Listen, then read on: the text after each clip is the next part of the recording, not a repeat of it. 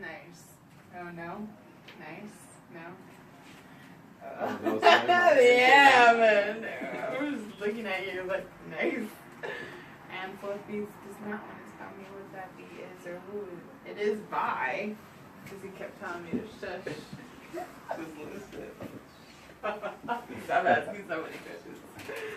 But you are now tuned back into the essentials on Homegrown Radio. This is Groovy Liz. And we are joined by our special guest tonight. What it do? What it do? What it do? What's going on, man? Shout out to Critical right here. Yes. Alright. Is it critic or critical? It is critical. Okay, dope. This is life in critical times. Yes. It is critical. It's not a lot. A lot of people kind of, I feel, are not confused. They just have seen a lot of different names. So let's just get it straight right here on the essentials. Dope. It's formatively, meaning formally, critical thought. You know, it's commonly critical. It was critical. Interesting. It'll always be. That sounds like the beginning of a dope-ass essay. I am a writer by education, so that's good. I appreciate that. Up. Yeah, no, so that's what it is. So is there, why critical? Man, Or why the change, evolution? Well, my name, Critic, comes from, well, number one, critical thought, which is where, like, I've always really considered myself that keep to yourself type of kid who didn't socialize much. I was really introverted. So, and I always found myself like deep in thought, like just, you know, always just deep in thoughts of my own thoughts. So like I always felt like I was a critical thinker in that regard, and critical thinking assignments in school, I really flourished and thrived and enjoyed them. Because I got to elaborate a lot. Yeah. So a lot of times I don't speak a lot because there's just a lot I want to say. So when I write, I can just say it all.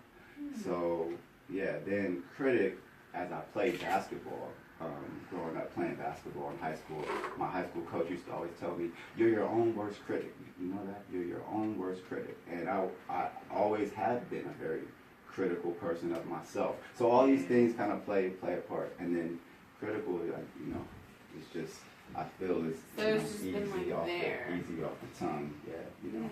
And it encompasses everything. That's interesting. Right. Do you remember when you first, I guess, recognized what the word critical meant?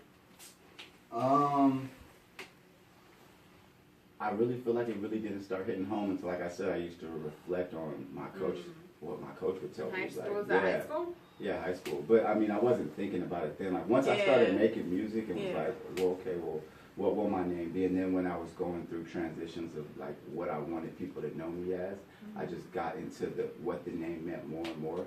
And then so I guess it wasn't really until then I wasn't really thinking about that or anything like that. I feel you. I like that name. That's cool. Thank you. Which one? Critical. Okay. All of them though. No, that's the one you're supposed to like. Yeah, critical. That's crazy. It is life in critical times. That's right. And when did you start making music? I started making music at 19 years old. With the first song I made was with my bro Cicero, who just had his listening party for his birthday party. We were just all, me and my bro Hot Boy were there. Shout out to my bro Cicero. Hey. MHMG Mile High Club. If anybody knows like where I really started, I started making music with that guy. So he was the first person I ever recorded a song with. It was when I was 19 years old. Wow. And you're coming from which city are you? Anaheim, California. Yay! Shout out to Anaheim. You see the marketplace on the back, you know. Went to high school in Garden Grove, so me and my bro always say Anaheim Grove. We got a Grove legend in here, so it's Anaheim Grove in here. That's dope. But we love all of Orange County. The juice is Juice home. County. But yeah, I gotta say Anaheim, and then I gotta say Grove. Nice. That's cool. And is this where you and Cicero linked up, or? Yeah, in high school. I linked up with I went to high school with Hot Boy too. And what? I didn't know that. We all went to the same high school. Talent came out of it. It's on the low though. But yeah, so that's where I linked up with him. Yeah. And after that, was it just kind of like, yo, you know, let's, you know, I like music. You like music too? All right, let's do something. Or was it more of a like well thought out type of thing? It was really, really spur of the moment, honestly, because like I said, I grew up playing basketball. Basketball was like my first love and my focus for a long time.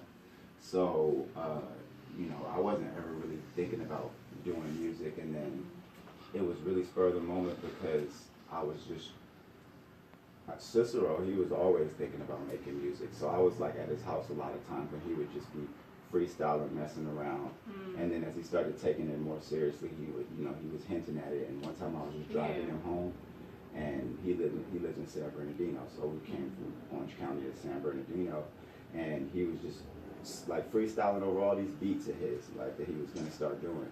And he was just like, hey, just fuck around, fuck with it, like just to have fun. It was just for fun. And it was fun. And then a couple weeks later, he was like, you know, just come to the studio. And it just happened. So it was like not planned out at all.